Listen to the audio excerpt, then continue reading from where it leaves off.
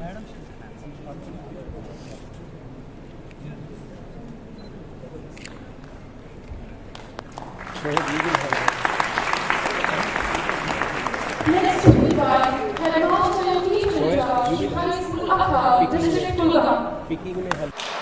समझती हूँ कि हमारा फ्यूचर जो है वो ये छोटे छोटे बच्चे हैं।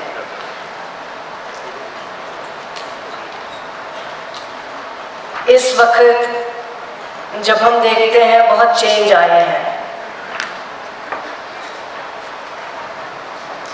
मुझे आज भी याद है जब हमारे टाइम पे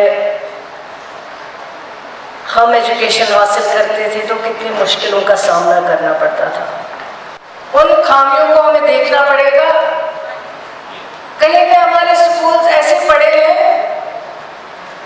जिनमें आपके पास इंफ्रास्ट्रक्चर नहीं है, आपके पास वॉशरूम नहीं है, जो बेसिक नीड है।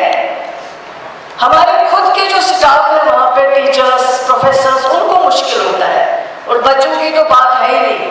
इन सब